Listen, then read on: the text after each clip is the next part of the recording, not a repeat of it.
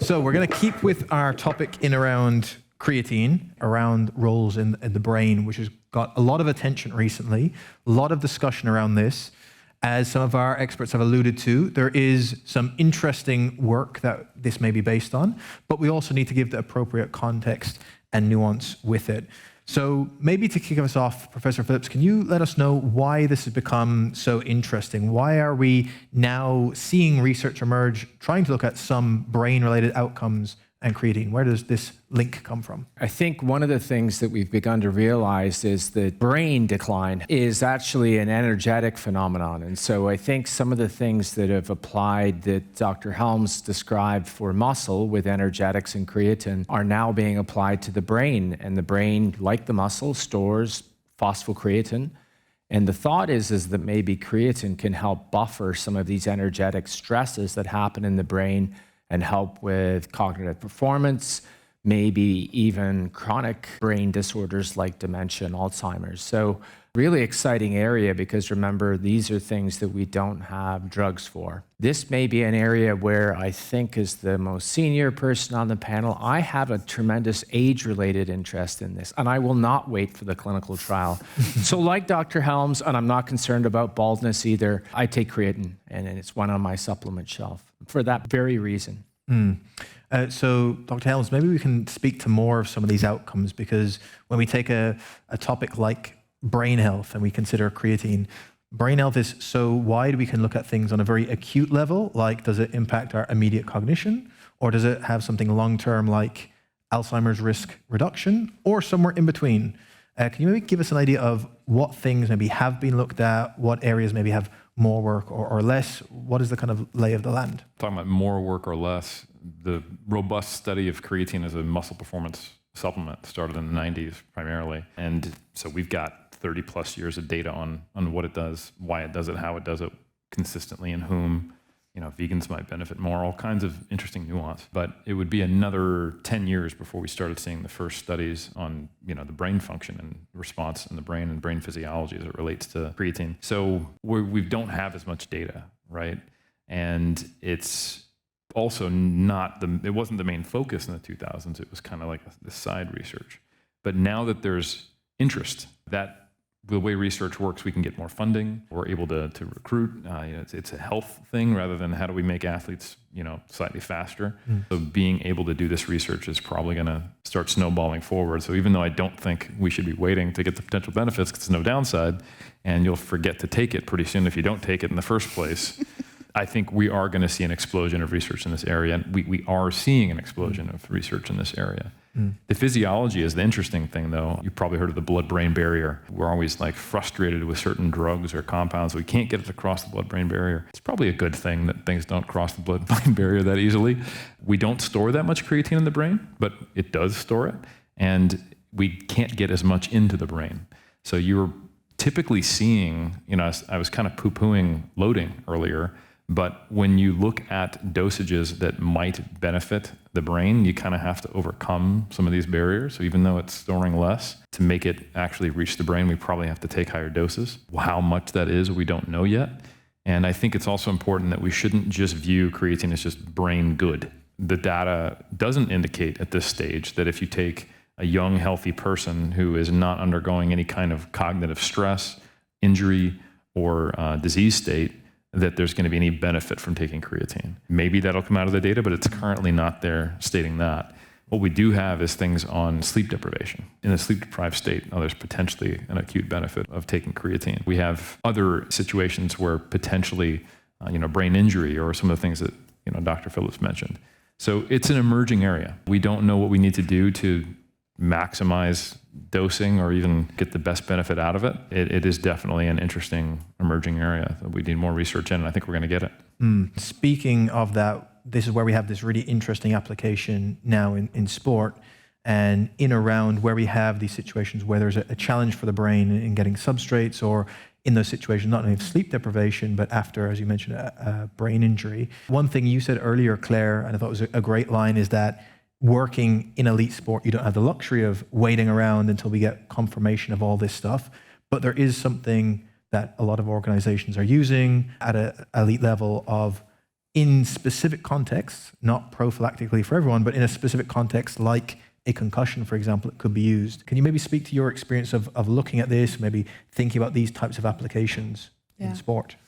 Yeah, so I've loved the descriptions of the potential link between creatine and the brain. And even we know in, let's say, traumatic brain injury, or as you say, concussions, the brain's essentially in an energy crisis. The brain is not functioning the same as without concussion, and it's struggling to essentially repair itself, let's just say.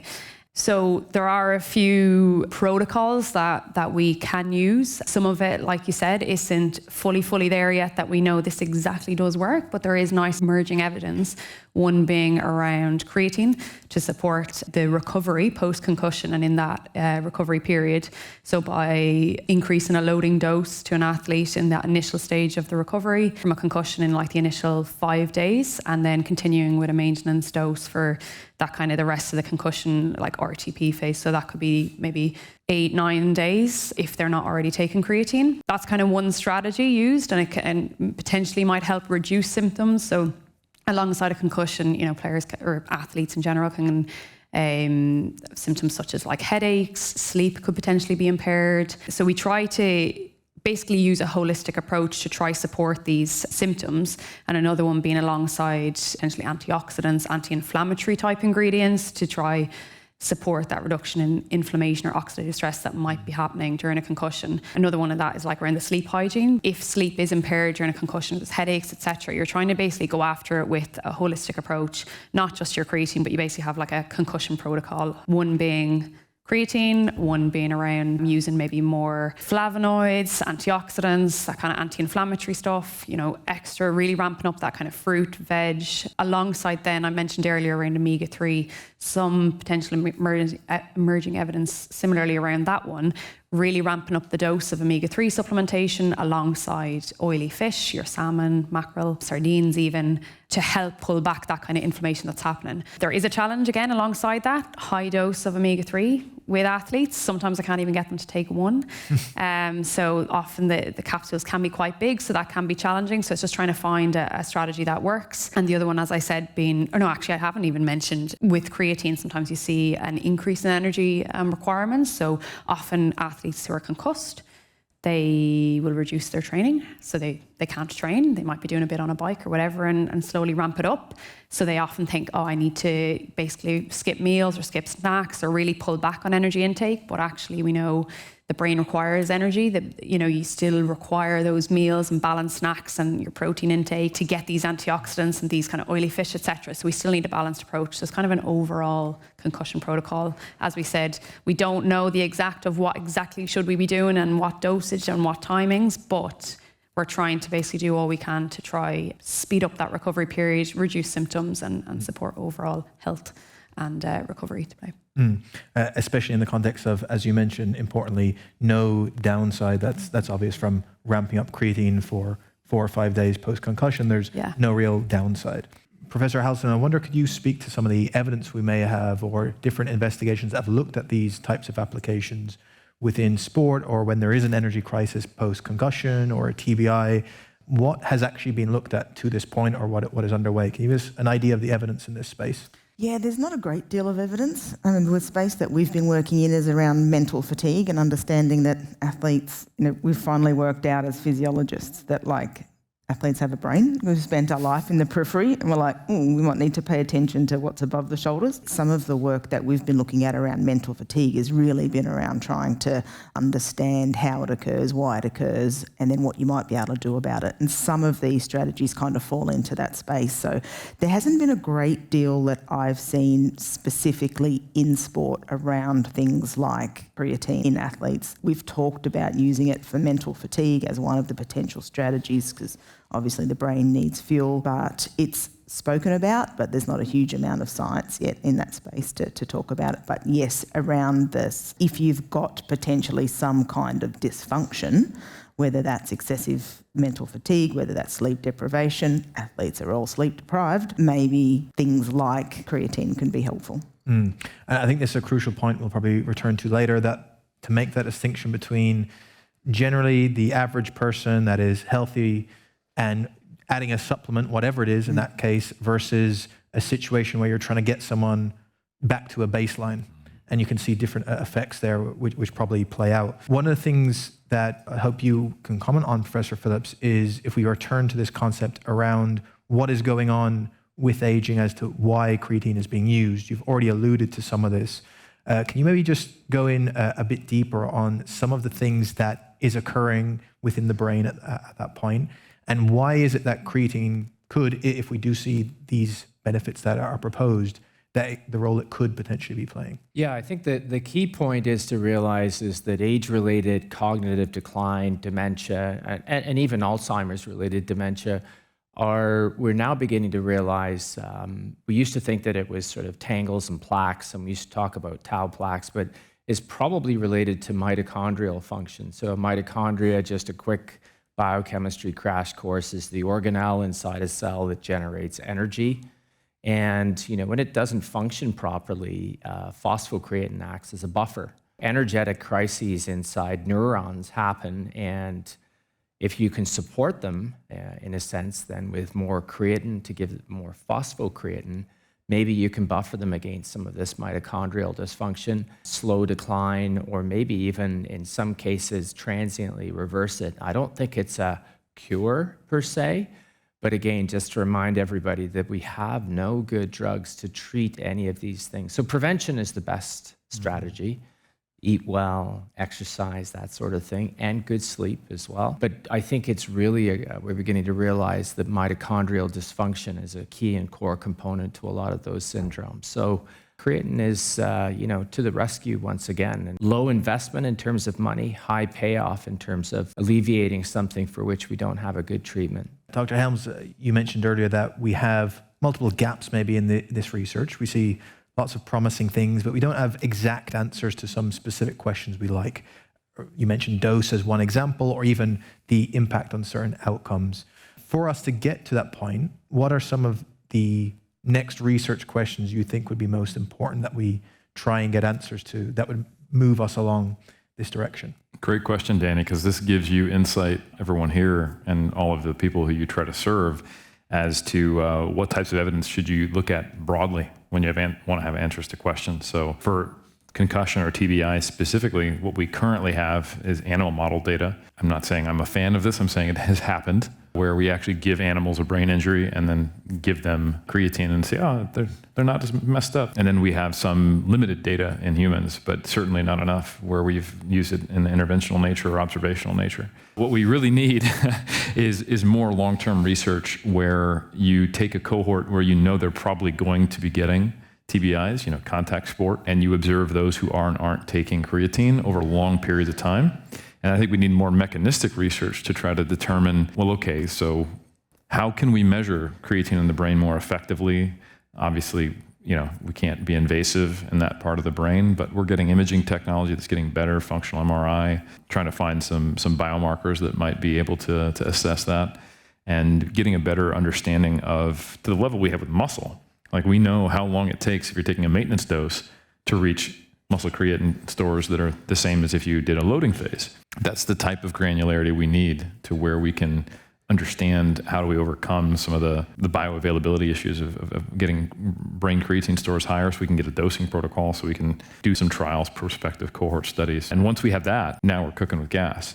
So I think that's where we want to get to ultimately. But again, just to reiterate, there's no downside here.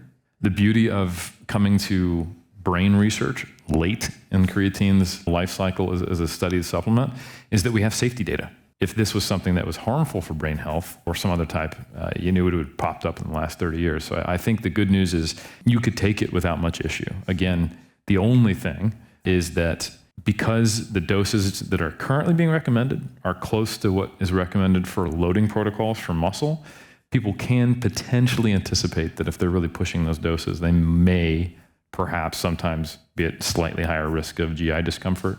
And you can do some things like taking in lukewarm water, splitting up your dose throughout the day, taking it with food, the things that will have historically helped people with the actual, loading protocols that you don't need to do, but now you're maybe half that if you're trying to get the higher dose that we think might be necessary for brain health. And I guess the key point for maybe a lot of people here who will be communicating messages to their audience, to a wider group of people, is that it's one thing to say there are potential benefits, there's no major downside. Even beyond that, if it didn't have some of these benefits, we know it's going to be useful for other things like your training. So it's probably a good idea for people to be consuming that. That's one message that's very distinct from everyone needs to take 30 grams a day because you'll have way better cognition. And we don't necessarily have the evidence to say that thing. So distinguishing how we're communicating what is there make a big difference. I'll give each of you a moment to give, again, one of your key takeaways on what we've discussed in this particular session that you would most want to leave people with. And maybe this time I'll start with you, Claire. I would say for any athletes who are not in bodybuilding, weightlifting, those kind of category sports, more team sports, or also practitioners working in these sports, I would say use performance language around creatine versus the kind of the muscle effects, because we know it's beneficial in many different ways. And if you are struggling to get buy-in with athletes, use the language, for example, in a team sport. Are you trying to go after repeated efforts or sprint or speed, etc.? Using that language will help to get the buy-in into taking it. Fantastic. Dr. Helms. I think I've got enough concluding remarks, but one thing on the same topic as protein is when you're working with athletes who hear maybe creatine comes from animal-based foods, they might think, oh, then I can't take creatine if I'm vegan or have certain religious restrictions. But creatine is actually generated in a lab.